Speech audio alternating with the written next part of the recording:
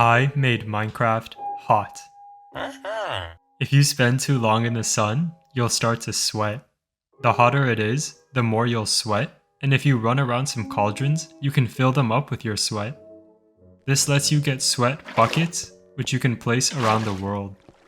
You can swim around in your own sweat without a problem, but other players will get nausea, poison, and blindness. If you swim around in someone else's sweat for a long time, you'll even start to become them. If you swam around in my sweat, you'd have as many fingers as me.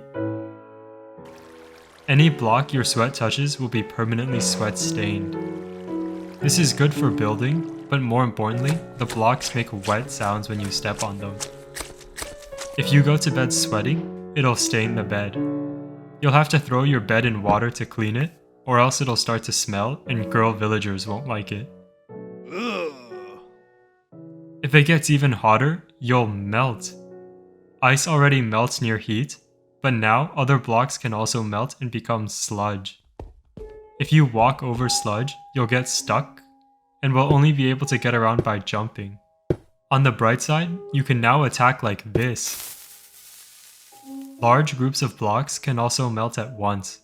Here, a chunk of an iceberg is melting away.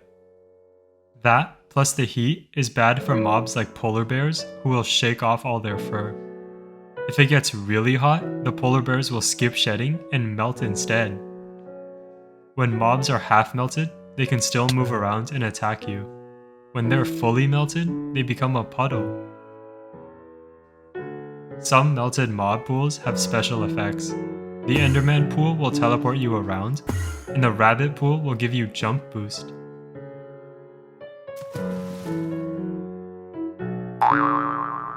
If you bottle a melted mob and drink it, it'll bring you to their dimension.